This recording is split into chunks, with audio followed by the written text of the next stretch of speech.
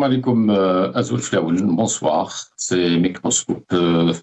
Ce soir, nous allons revenir à un sujet qui est très important et très intéressant aussi. Quelques pages aujourd'hui sur les réseaux sociaux, quelques acteurs aussi médiatiques, quelques youtubeurs ont annoncé aujourd'hui le retour aux affaires du général Hassan, général Abdelkader Aïtou Arabi, dit général Hassan, donc à la tête des renseignements intérieurs, donc à la DGSI. Nous allons poser quelques questions ce soir à nos invités par rapport à ce retour, mais surtout par rapport à cette information qui a circulé aujourd'hui. On revient à chaque fois à ce problème en Algérie, ce problème d'information, de communication. Pourquoi ça passe toujours par voie des fuites, des youtubeurs, des facebookers, mais pas officiellement. Jusqu'à cet instant même, l'information n'a pas encore été confirmée ni par l'APS, ni par le ministère de la Défense, ni par personne d'ailleurs. Hein. Mais tout le monde en parle. Donc voilà, c'est ça le dilemme en Algérie avec l'information, avec la communication, c'est l'opacité totale. Un changement à la tête des services de renseignement en Algérie, mais qui passe sous silence jusqu'à maintenant. Avec moi pour en parler, Omar Aït Mokhtar, militant politique. Omar Aït Mokhtar, bonsoir. Bonsoir Hussein, bonsoir à tes invités et aux auditeurs d'Al Maghribia. Merci Omar. Avec nous aussi Jamel Gissoum, chercheur en sciences sociales, militant politique aussi. Jamel Gissoum, bonsoir. Jamel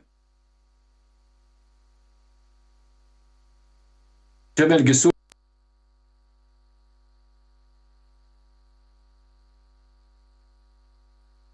Alors, un changement à la tête des services de renseignement en Algérie, la DGSI plus précisément, mais l'information n'a pas encore donné à Omar officiellement. Pourquoi ces fuites, pourquoi ces rumeurs, pourquoi c'est les youtubeurs qui donnent ce genre d'informations? Ça ne date pas d'hier. Hein. Écoutez, le pouvoir a l'habitude de fuiter lui-même ces informations pour voir la réaction des gens. Mais autrement, le remplacement... Et pourquoi voir la réaction à Omar si la décision a été prise, parce qu'on parle même de l'installation aujourd'hui? Absolument. Non, mais le pouvoir, ça explique l'instabilité du pouvoir, même d'ailleurs la peur du pouvoir. Pourquoi? Ça fait combien de temps qu'on a... Ça fait combien de directeurs de la DGSI, de la DGSI qu'on a remplacé depuis 3-4 ans? C'est pratiquement tous les 6 mois, tous les ans. Ça explique une instabilité manifeste. Donc, par contre, la décision de remettre en selle général Hassan, c'est-à-dire que le général Toufik intervient. Il a laissé tomber un peu les choses, mais donc là, Toufik revient aux affaires. Et il place, bien sûr, que pourquoi les services n'ont pas fonctionné en éliminant Toufik, on a essayé de l'intimider, enfin évidemment, il ne peut pas, ils auraient pu, ils l'auraient fait. Hein. Ils ont essayé d'éliminer tous ces hommes, enfin, ce qu'on connaît. Mouad, Djibbar, machin. Mais là, donc, avec le retour de Hassan, c'est un signal. Je suis là, je reprends les affaires. Après, le pouvoir met du temps pour informer. Le peuple ne compte pas, ils s'en foutent du peuple. Donc, voilà. Mais les choses sont reprises en main. Moi, je le savais, ça fait longtemps. Hein. Ce n'est pas une information pour moi, ce n'est pas un scoop. Je savais que ça allait se passer comme ça. Mais elle, encore la DGSE, il va y avoir un remplacement, malgré que, comment il s'appelle, Sadak est placé il n'y a pas longtemps. Hein.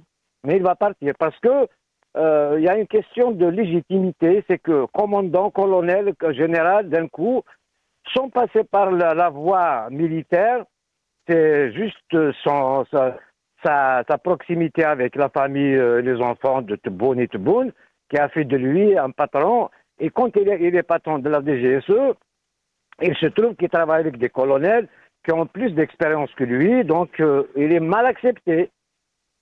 C'est une question de légitimité. Donc, et ils l'ont poussé à la porte. Donc, il ne sera pas efficace, bien sûr. Donc, voilà. Il va y avoir encore un changement, et tant mieux. Là, les choses s'éclaircissent. Parce que l'Algérie est devenue un bateau ivre. Merci, Omar. Restez avec nous. Jamel Gssoum est avec nous. Jamel Gssoum, bonsoir. Bonsoir et merci pour l'invitation. Bonsoir. Jamel Gssoum, il faut juste rappeler ou savoir que ce général Hassan, avait été incarcéré par le tandem Bouteflika Gaïd Salah pour destruction de documents, infraction aux consignes militaires. Donc, il a purgé sa peine maximale de 5 ans de réclusion criminelle prononcée contre lui par le tribunal militaire de Ouaran le 27 août 2015. Aujourd'hui, il revient à la tête des renseignements, donc à la tête de la direction générale de la sécurité intérieure. Avant lui, nous avons déjà eu affaire avec, enfin, on a vu le général Behnad Jbar aussi, il est passé par la case prison, après il revient aux affaires. À l'âge, bien sûr, de 75, de 73 ans, le général Hassan, il a, je pense, 73, 74 ans. Jamel Gssoum. Ben, vous savez, moi, je pense que sur cette question, il faut être rationnel. Alors, si je pouvais éviter d'avoir le retour, si c'est possible. Et donc, toutes les personnes que vous avez évoquées, qui avaient été incarcérées ou en tout cas inquiétées lors de la prise de poste de Gaïd Salah, Allah yarhamou, sont tous effectivement revenus à leur poste. Ce fut le cas pour le général Tawfiq, il n'est pas revenu en poste, mais ça a été le cas pour Khaled Nasrallah, ça a été le cas pour beaucoup de gens.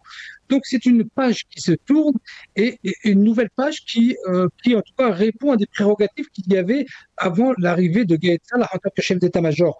Donc il n'y a pas là, je pense, de côté irrationnel ou de côté qui soit étonnant. C'est un retour plein et entier des services de renseignement tels qu'ils existaient du temps du général Tawfiq. Et je ne trouve pas que c'est un mal. Oui, mais sur cette manière justement d'informer Jamel Gssoum, vous qui êtes dans la communication, dans les médias, est-ce une manière de passer par les youtubeurs, les facebookers, une information aussi capitale? Vous savez, la communication n'a jamais été le propre des autorités algériennes. Bon, ils sont déficients sur beaucoup de choses, encore plus sur la question de la communication. Alors effectivement, passer par des youtubeurs, des facebookers, etc., n'est pas de nature à, en tout cas, asseoir une décision aussi importante que celle-ci. Mais en tout cas, la communication n'a jamais été le fort des autorités algériennes et en toute matière d'ailleurs, hein. Pas simplement celle-ci, mais effectivement, il serait, je pense, temps que la communication, en tout cas la communication média des autorités algériennes, soit beaucoup plus professionnelle que celle-ci. Moi, je trouve cela tout à fait dommageable, en plus, pour des choses tout à fait simples. Jamel Gssoum, je ne sais pas si vous avez suivi aujourd'hui les réseaux sociaux algériens ou pas. Les Algériens se demandent justement pourquoi autant de fuites à chaque fois qu'il s'agit d'un remplacement, d'un changement à la tête du service. Ça se passe toujours comme ça. Ça vient de Paris, ça vient de Londres, ça vient de quelque part, mais jamais d'Alger. Et pourtant, tout le monde sait aujourd'hui que les médias algériens sont tous à la solde du régime. Vous savez, si je souris, c'est pas gratuit, c'est parce que ça me fait penser à quelque chose. Ça me fait penser au fameux film de Pierre Richard. J'ai oublié le titre du film où il joue le rôle d'un agent secret et il est tellement déficient que les agents secrets qui le poursuivent se disent il fait tellement n'importe quoi qu'à mon avis c'est une stratégie. Ça me fait penser à ça, c'est-à-dire que la communication elle est tellement nulle qu'à un moment donné, on pourrait se dire que ça relève d'une stratégie alors que ça n'en est pas une.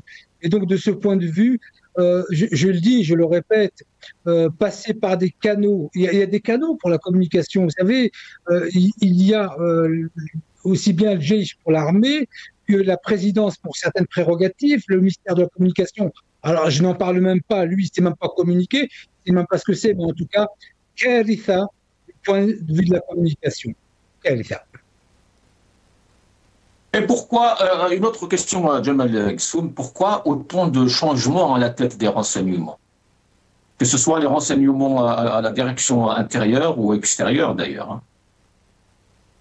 Vous savez, il n'y a pas forcément une logique bien établie pour essayer de comprendre et d'analyser les raisons d'un changement subi ou alors d'un changement, je dirais, hyper régulier sur cette question. Il n'y a pas forcément de logique. Sur quelle base est fait ce changement? D'abord, surtout, un ministère, je veux bien, mais encore, même un ministère ils ne le font pas. Ils n'expliquent pas. Les autorités algériennes ne sont pas dans la pédagogie. Alors, je comprends qu'on ne le soit pas dans un poste aussi sensible que la sécurité intérieure ou même la sécurité extérieure. Mais il n'y a pas de réflexion. Et c'est pour ça que je trouve, à la limite, un peu indécent d'essayer de trouver des raisons logiques et rationnelles à des changements qui ne sont pas compréhensible et sur lequel il n'y a jamais de communication. Donc, j'invite cette question, Jamal Ghsoum,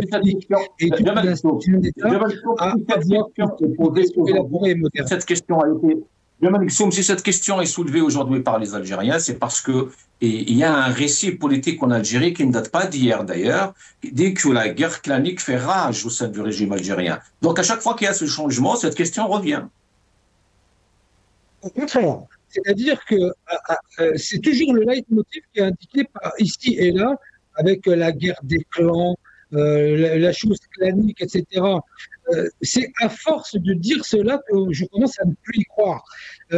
Qu'il y ait je dirais, des clans sur des choses plus ou moins basiques, mais qui n'interfèrent pas sur l'action réelle des services de renseignement, aussi bien extérieur, ça je veux bien le croire qu'il y ait des points de vue différents, mais nous avons par mauvaise habitude, nous les Algériens, et particulièrement, je dois dire, autour de ce plateau, de votre plateau, de toujours ramener la chose à des conflits d'ordre clanique. Je dirais que ce n'est pas tout le temps le cas. Là, aujourd'hui, sur ce changement, je ne pense pas qu'il s'agit d'un conflit d'ordre clanique, plutôt de compétences. D'ailleurs, si vous vous souvenez, la dernière fois, lors du changement par rapport à M. Djebalman, tout le monde avait dit qu'il avait été limogé pour des raisons négatives, etc., alors qu'il était malade et qu'il est arrivé à un certain âge où il ne pouvait plus assumer sa responsabilité. Vous voyez? Donc là aussi, je prends en compte le fait que le peuple, les Algériens, et surtout autour de votre plateau, excusez-moi de vous le dire, à chaque fois qu'il y a un changement, on essaie de trouver des raisons négatives, comme ce fut le cas pour Djebalman, alors que, je veux dire qu'il était malade et qu'il n'en pouvait plus. Il avait dit, d'ailleurs, il avait prévenu le président de la République au mois de juin en disant, écoutez, après les élections, j'arrête, je ne peux plus. Et vous, pas vous personnellement, mais autour de ce plateau, tout le monde s'est dit il a été limogé parce qu'il y avait des affaires, etc. Donc non, il n'y a pas toujours des raisons claniques, il y a des raisons peut-être d'incompétence, je ne dis pas le contraire. Il y a des problèmes de mauvaise communication, mais il n'y a pas forcément toujours des problèmes claniques.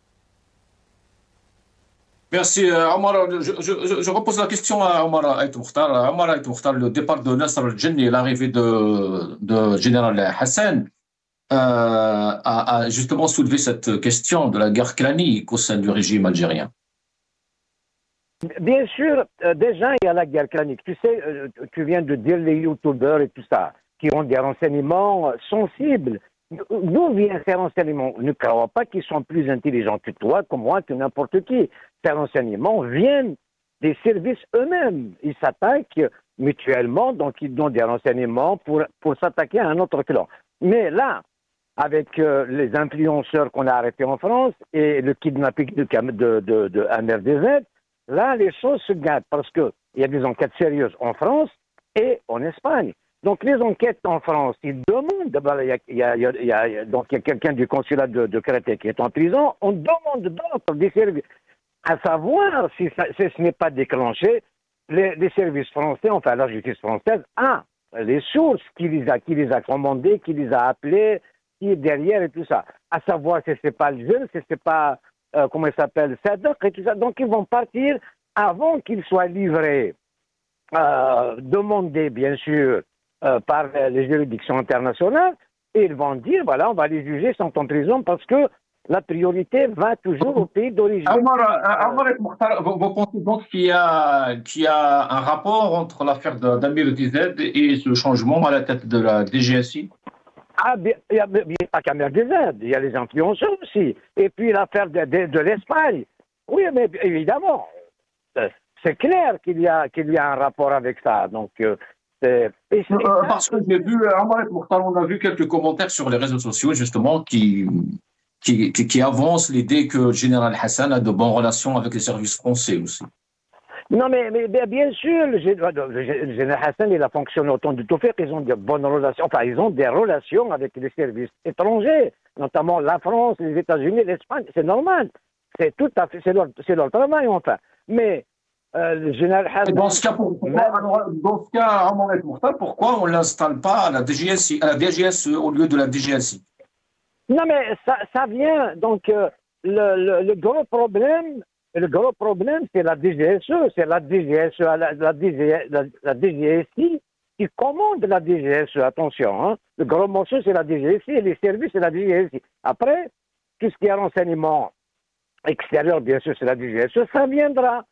Ça viendra. Dans une semaine, tu verras. Et puis, à mon avis, ils vont prendre la route de Blida. Que je n'ai. C'est vrai que le nom de Nasser el-Jinn a été cité plusieurs fois dans la presse française ces derniers jours, ces dernières semaines. Malheureusement, je ne mets pas ma main à couper, mais certaines sources disent mais il est impliqué directement. Et aussi, Sadak, il était en France quand ça a commencé, enfin tout a commencé. Donc la mise en place des bateaux des renseignements extérieurs ici, les cafés, les machins, ils sont partout. C'est évidemment Sadak, parce que ils n'ont pas habilité à prendre ce service très important. Ils ont agi sur le sol français, espagnol, belge et tout ça. Donc ça coûte cher, ça. Donc en crédibilité. Et puis tu sais, il y a des instances internationales qui n'acceptent pas à ce qu'on s'attaque. On connaît l'affaire Messili, on connaît ce qui s'est passé avec Kérim et tout ça. Donc, les services algériens ont l'habitude de faire. Et cette fois-ci, ils se sont pris la main dans la poche. Donc, et pourquoi autant de changements à la tête des renseignements et quel message envoie Alger avec les changements? Parce que il n'y a pas qu'au niveau des services. Les services, c'est le nerf de guerre. Sans les services, tu n'as pas de pays. Donc, la puissance d'un pays se mesure par la puissance de ses services. Tu ne le sais pas économiquement. Voilà, donc le problème, c'est l'instabilité. Et l'instabilité, même à la présidence, tu ne vois pas le défilé des conseillers nommer tel, revenir à tel, virer tel. Non, mais tous les jours, on entend, tiens, aujourd'hui, il a nommé quelqu'un. Quelqu'un qui est en rapport avec la jeunesse et les partis politiques, va comprendre.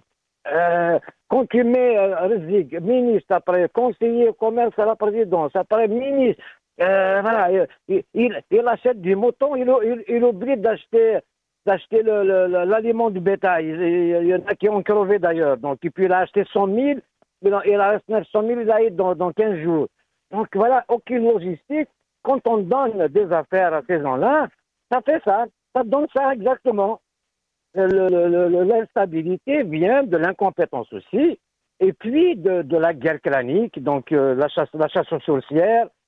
Voilà, on se croit tout permis, et ça donne ça. C'est l'instabilité. Donc, je pense que là, la nomination de général Hassan, c'est que Toufiq est obligé de revenir aux affaires. Donc là, j'espère, enfin, je le souhaite, que les affaires seront maîtrisées. Voilà. Merci Omar, restez avec nous. Jamal Gsoum, regardons cette petite vidéo. انا قلت لك الناس اللي يقول لك راه استقال والجيش ما قبلوش الاستقاله، واحد يقول لي انا نقول لك خلاص وقفنا على شهرين في الفيديو، شفت الفيديو شهرين ويمشي خلاص الفيديو. لا اله الا الله. والشعب يامن هذه الخرافات. 10 ملايين جزائري مشاو باش اسسوا الجمهوريه الجديده، مشاو لصناديق الانتخاب. الناس المحرومين الاكثر حرمان اللي سنوا مناطق قبل 8 ملايين و500 هذو كاع نخدعهم انا باستقاله. هذا لعب هذا. لازم التغيير يكون. Une autre petite vidéo. عبد القادر حداد.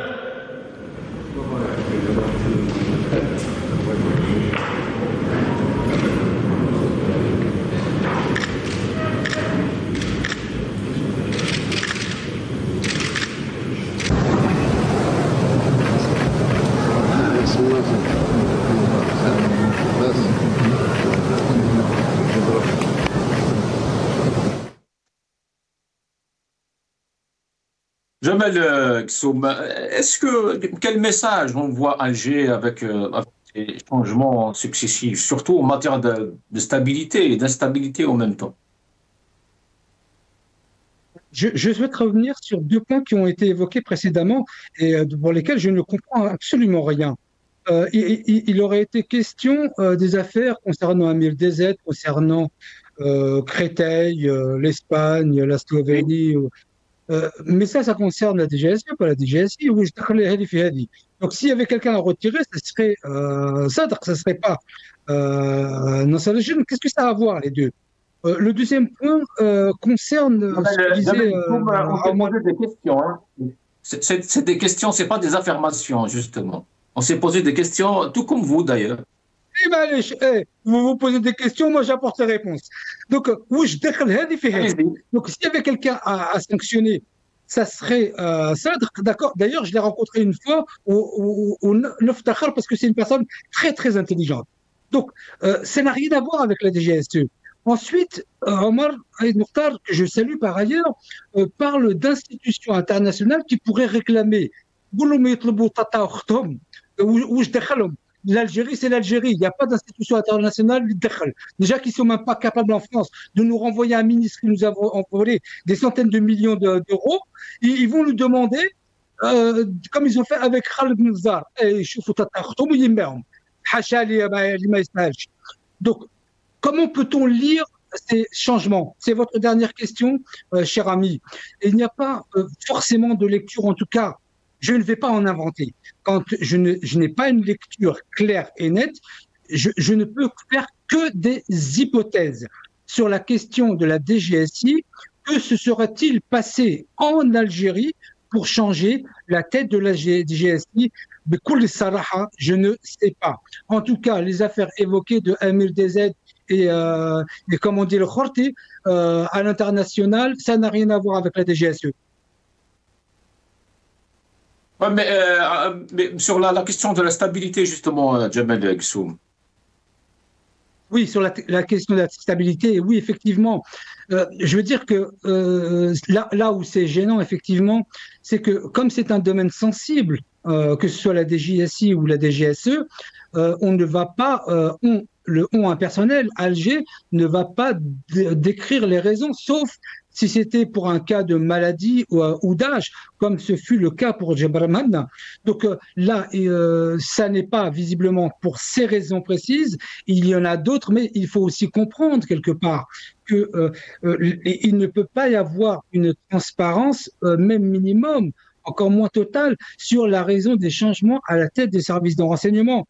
Le propre des services de renseignement, c'est justement la notion de secret. Donc, il ne faut pas attendre des autorités algériennes d'indiquer des raisons autres que la maladie, ou partir à la retraite. Donc, moi, je ne suis pas étonné qu'ils ne communiquent pas à ce sujet sur des ministères, sur des choses civiles, je dirais. Oui, il faut le dire. Hein, quand il y a un ministre qui a été limogé, il faut le dire. Il faut dire pourquoi. Ils ne le font jamais. Mais sur la question sensible des renseignements, je peux tout à fait comprendre que les autorités algériennes n'indiquent pas. Mais en tout cas, j'aimerais que l'on, par amour du pays, en tout respect à Aït Mokhtar, de ne peut-être pas évoquer les instances internationales qui demanderaient des gens, des services de renseignement ou même des politiques algériens. La souveraineté algérienne, elle est pleine et entière. Que l'extérieur s'occupe de l'extérieur, nous nous occupons de l'intérieur. Merci, Jamal Kssoum. Omar Aït Mokhtar, nous allons regarder cette petite vidéo, je reviens.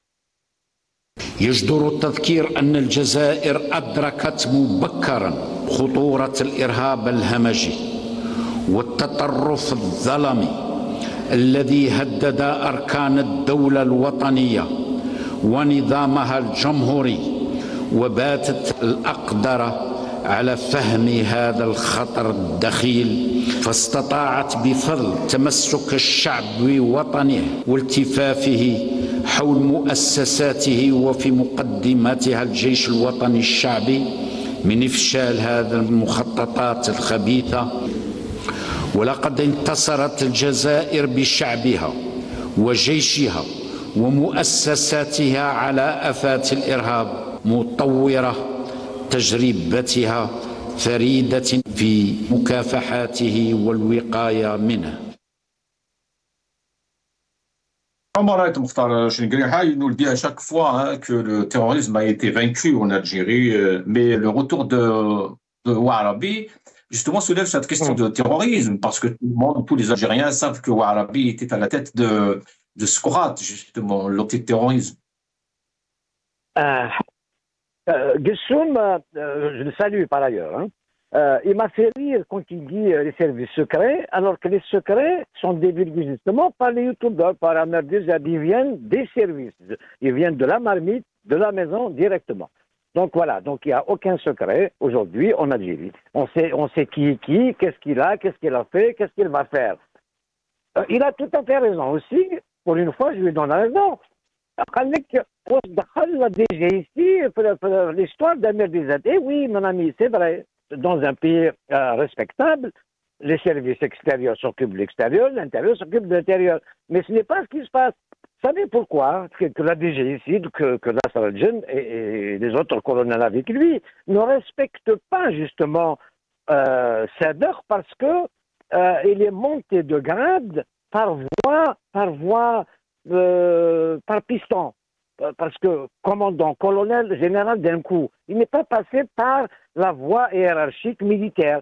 Donc, quand il arrive à Dil Ibrahim pour travailler, il trouve des colonels qui étaient ses commandants.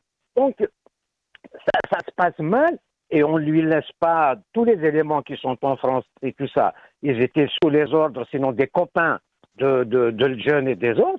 Donc voilà, ça fait confusion. Quand on ne suit pas les règles, quand on ne travaille pas avec des règles, ça donne ça, justement. Donc les instances internationales, je ne te dis pas c'est grave quand on accuse les services secrets d'un pays de vouloir kidnapper ou tuer. Ça va de la crédibilité et de la souveraineté d'un pays. On ne tue pas d'abord et on ne tue surtout pas ailleurs que chez soi. En Algérie, on tue, on fait ce qu'on veut, on est chez nous, personne ne peut contrôler. Mais quand tu vas dans l'espace européen, ça, ce que tu es en train de faire, je ne te dis pas qu'ils vont le livrer, ça je n'en doute, mais ce n'est pas du tout pareil qu'un ministre, je ne sais pas, tu me parles d'Abdeslam Bouchouareb. Abdeslam Bouchouareb, moi je te mets au défi de me démontrer qu'il a volé un centime. Ce n'est pas il n'est pas con, Bouchouareb. Bouchouareb ne prend pas un chèque ou un virement. C'est des valises d'argent en espèces qui vont aux Émirats arabes et des virements qui viennent de là-bas. Donc, la justice française, il faut démontrer qu'il a volé. Il est ministre plusieurs années, je ne sais quoi. Oui, et c'est le fonctionnement normal de l'Algérie. Tout le monde prend une chipa. Aucun ministre ne signe un projet sans prendre un dividende. Aucun des marcheurs algériens, même celui qui a acheté des moutons en Roumanie, et c'est certain qu'il a pris une pièce par mouton d'ailleurs. Voilà, c'est le fonctionnement anarchique et mafieux d'un pays. C'est ce qu'on est en train de dire maintenant. Et le retour, alors, à Mokhtar, le retour justement de ces personnes, y compris les ministres d'ailleurs, tous les responsables, on a, après la case prison, ils reviennent aux affaires. Est-ce que c'est normal? Écoute-moi. Les ministres ne parlent pas du ministre, il n'y a pas de gouvernement. Le seul gouvernement qu'il y a, je parle de tout le monde, il est Al-Moradia. Et c'est le Moradia, c'est les conseillers de Tebboune qui gèrent le pays. Les ministres sont transparents. Le Premier ministre n'intervient même pas, on ne le voit pas. C'est Tebboune toutes les semaines qu'il fait. Contrairement au service, le service c'est sérieux. Sans les services, il n'y a pas de pays, c'est le désordre. Il faut être renseigné sur ce qui se passe au pays et ailleurs. Donc, le retour du général Hassan, ce n'est pas rien. D'abord, il a du charisme et puis il se fait respecter, il les connaît tous, il les a formés. Tous les grands, donc colonels, généraux et tout ça, ils étaient avec lui. Et puis quand il y a un parrain comme Toufir qui a régné sur tout ce monde-là, c'est comme une famille, donc logiquement, il va y avoir un peu d'ordre. Moi, je salue le retour de Hassan parce que je pense à la stabilité des services. On ne peut pas nommer n'importe qui. Bien sûr que Tebboune, quand il arrive, et Chengueriha s'attendait à aller en prison. Il était dans l'armée de terre, il sait pas ce que c'est que les services. Donc ils ont agi d'une manière clanique. Et Tebboune a peur, donc il élimine les gens de Gaïd Salah, après les gens de Toufik, il a peur. Donc voilà, maintenant ça revient, donc ils ont tout essayé. Et rentre dans le mur. Et maintenant, dans ce cas, il y a une question qui s'impose aussi à Omar Mokhtar. Dans ce cas, est-ce que Nasr al-Jinn va être sacrifié ou alors recyclé, comme est le cas d'ailleurs avec le général Hassan, avec Jabbar Manna, tout le monde se recycle. Cette manière de mettre fin à ses fonctions, c'est qu'il est sacrifié. Il ne va pas être ce qu'il est déjà. Et celui qui va suivre, c'est Sadr, bien évidemment. Il est de lui court. Donc, moi, j'ai eu des renseignements qu'ils allaient être arrêtés, même aller à Blida. Donc, ça, c'est des suppositions peut-être. Mais, crois-moi que ça va très vite. Et le redressement s'opérera. Évidemment, on espère qu'il n'y ait pas de casse. Et voilà, donc est-ce qu'on lui accordera une petite autonomie de décision, comme c'était le cas dans les années 2013, 2014, 15, avec ce qui s'est passé à la frontière malienne surtout, et libyenne, ou pas? Non, mais ça, tu sais, Hassan, qui dit Hassan dit Toufik, hein, c'est toute une équipe. Je rappelle d'ailleurs, Omar, je rappelle que le général Toufik, qui ne parle pas, qui ne s'adresse jamais à personne, a pendu quand même une lettre pour défendre le général Hassan lorsqu'il était en prison. Mais bien sûr, parce qu'ils ont été loin. Ils l'ont accusé même de Tigentourine et tout ça. Mais le général Toufik, d'abord, son intelligence, c'est l'opacité. Il ne parle pas.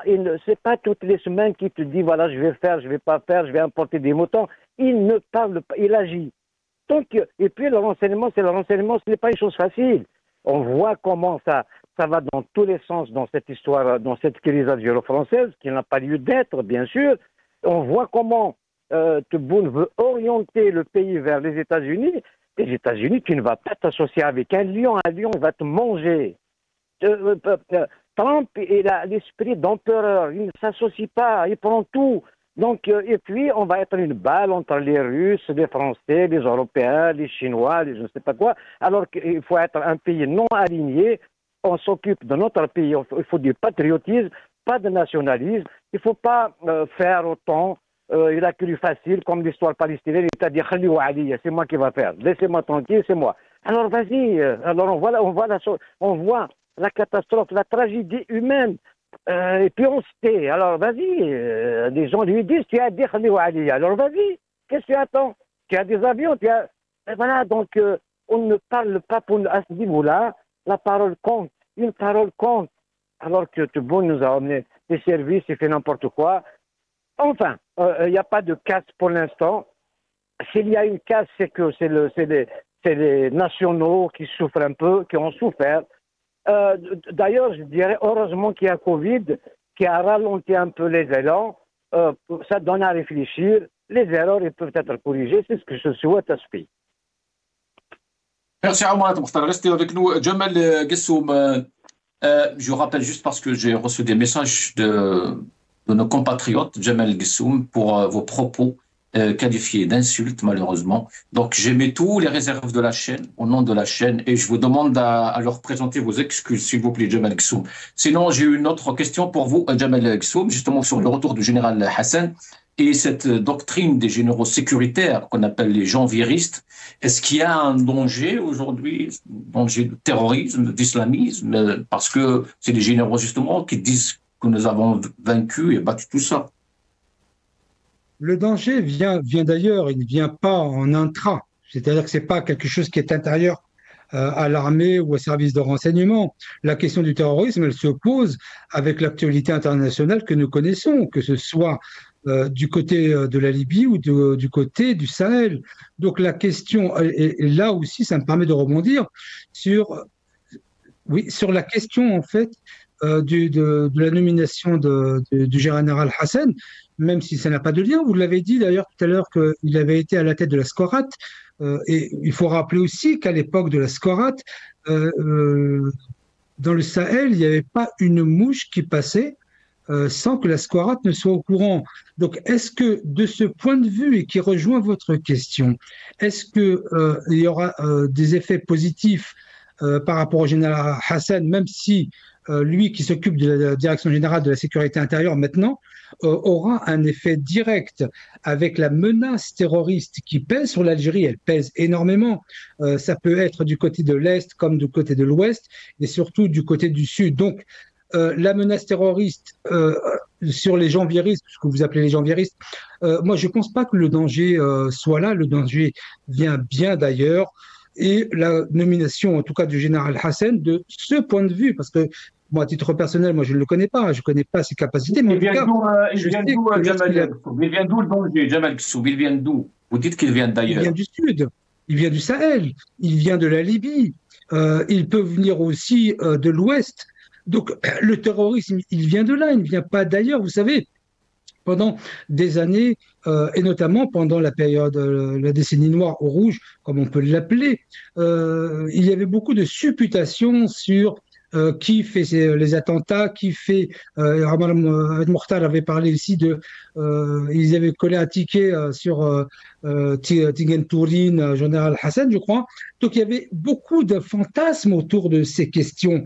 Et il n'empêche que ceux qui se sont battus contre le terrorisme durant la décennie noire, ce sont précisément eux qui reviennent à tous les échelons, aussi bien de l'armée que des services de renseignement. Et je veux dire que l'Algérie a quand même été, c'est vrai, le seul pays au monde à avoir vaincu le terrorisme tel que nous n'avons vécu aucun pays au monde. Et ça, c'est vraiment quelque chose de connu et reconnu internationalement. L'Algérie est le seul pays à avoir combattu le terrorisme. Donc, de ce point de vue, le retour, comme le sent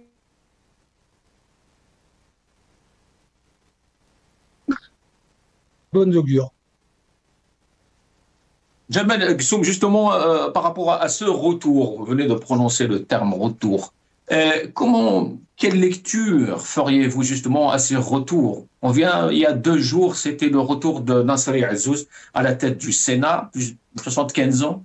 Là, on a le général Hassan, 73 ou 74 ans, tous les autres âgés de tous. Pourquoi on ne transmet pas ce flambeau dont on parle depuis maintenant 30 ans, Jamal Gessoum? Moi, je sépare 2 choses. Il y a le côté politique et puis il y a le côté sécuritaire. Sur le côté politique, le retour de certaines personnes dont vous venez de donner le nom n'est pas quelque chose de constructif ou d'analyser en termes de perspective politique. Sur la question sécuritaire, là oui, par contre j'ai un point de vue. La question, vous savez que en 2017, lorsque le président Macron a été élu, c'était le plus jeune président pratiquement du monde, en tout cas de France depuis l'avènement de la Ve République. Et on s'est vite rendu compte que le jeunisme, ce que l'on appelle le jeunisme, c'est-à-dire qu'on va donner le flambeau à des jeunes, n'est pas source de qualité. Donc, sur la question sécuritaire qui est prégnante et qui m'importe le plus par rapport au côté politique, je dirais que l'on nomme des personnes qui ont 72, 73, vous avez donné des âges tout à l'heure, 75 ou 80 ans, dans la question sécuritaire ne me gêne absolument pas. Le jeunisme absolu et absurde qui consiste à dire qu'il faut donner le flambeau à des jeunes, un ministre des startups, je veux bien. Mais en tout cas, sur la question de la sécurité, ceci n'est pas en tout cas un critère d'évaluation qualitatif pour dire que telle personne est compétente ou pas. Si le général Hassan, qui a, je crois, vous dites 73 ou 75 ans, est compétent, c'est lui dont on veut. On ne veut pas d'un jeune juste pour le plaisir et le marketing avoir une personne de 45-50 ans qui serait incompétente. La question n'est pas là, Jamal Gissoum. Est-ce qu'on est censé gérer ces problèmes, ce désaccord, surtout si désaccord il y a au sein du régime par rapport à toute cette guerre, les clans, etc. Est-ce que c'est normal de gérer cela à coup de mise à l'écart ou nomination? Là, vous êtes en train de supposer. Là, vous faites des hypothèses. Moi, je vais bien travailler sur des hypothèses. Donc, si on prend l'hypothèse, parce que vous avez utilisé le mot écarté et d'autres diront qu'il vaut même prévoir que Nasser Jules va être en prison. Bon, je veux bien qu'on travaille sur des hypothèses, mais la question n'est pas de travailler uniquement sur des hypothèses, mais avoir un discours qui soit rationnel, une analyse rationnelle qui s'appuie sur des éléments factuels. Est-ce que, pour en revenir à votre question principale, est-ce que c'est stabilisant quelque part de retirer une personne et d'en mettre une autre? Tout dépend des raisons, mais les raisons, nous ne les avons pas. Donc, nous ne pouvons pas fabriquer des hypothèses à partir d'éléments que l'on ne connaît pas, surtout dans ces questions. Omar Aït-Moukhtar, tout à l'heure, parlait de notion de secret. Moi, cette notion de secret, elle m'intéresse, mais là, pour le coup, on ne sait pas. Pourquoi est-ce que le général Hassan remplace Nasser Jen? On ne le sait pas. On le saura peut-être dans quelques jours, mais pour ces questions sécuritaires, on ne peut faire que des hypothèses. Mon hypothèse, la plus positive, peut-être la moins réaliste, c'est de dire que au temps d'aujourd'hui, peut-être qu'il a été évalué que le général Hassan était plus à même de gérer la situation intérieure actuelle que Nasser-Jen. Mais en tout cas, je m'abstiendrai vraiment de supputer, en tout cas de faire des supputations sur les raisons pour lesquelles Nasser-Jen a été écarté. On le saura peut-être, et c'est même pas sûr, dans quelques jours, quelques semaines ou quelques mois. Merci Jamal Gissoum. Yantik Saha. Omar Aït-Moukhtar, un dernier mot, Omar Aït-Moukhtar, on arrive à la fin de l'émission.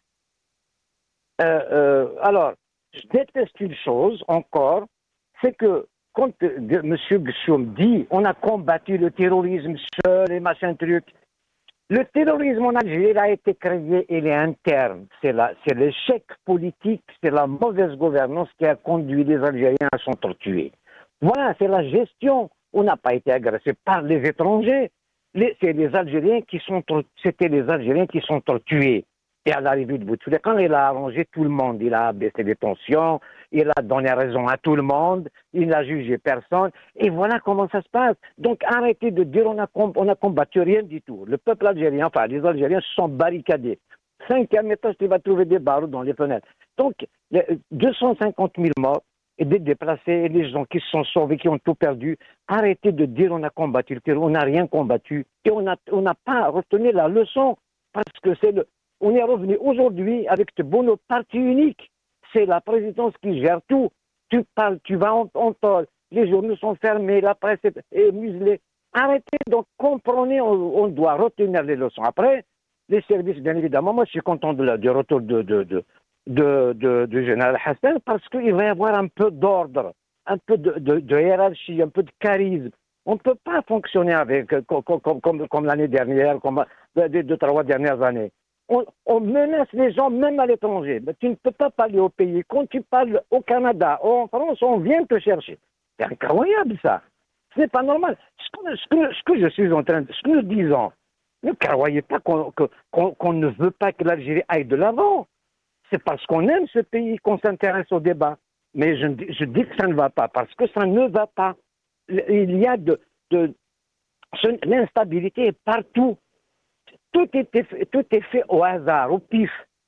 Arrêtez un pays qui parle à l'approche de l'Aïd, on nettoie les cimetières, on veut interdire les cimetières aux femmes parce qu'il y a je ne sais quoi. Arrêtez d'importer des moutons. Nous ne sommes pas des moutons. Laissez le marché se réguler, laissez les gens importer. Laissez la liberté aux gens, dans le commerce et partout. Voilà, malheureusement... Merci Omar Ait Mokhtar, يعطيك الصحة. On me dit que Jamal Ghessoum voudrait un dernier mot. Jamal? Oui, je tenais alors uniquement par rapport aux familles, parce que si vous prenez en référence les discours, ou en tout cas les publications sur YouTube que je suis en direct, et la plupart des gens qui m'insultent, à eux, je ne présente aucune excuse. S'il y a des familles, et particulièrement des femmes, qui ont été gênées par des propos qui n'ont pas été vulgaires, populaires, mais vulgaires, à elles, aux femmes seulement, je présente mes excuses. Mais en tout cas, Rachi Rachi, comme dit l'autre, pas d'excuses. Merci Jamal Ghessoum, merci Omar Ait Mokhtar. On respecte tout le monde à la chaîne Maghrébien. Et pas de Rachi pour le Maghrébien. Ils sont tous des citoyens, des compatriotes. يعطيكم الصحة. كما دينا هنا. السلام عليكم.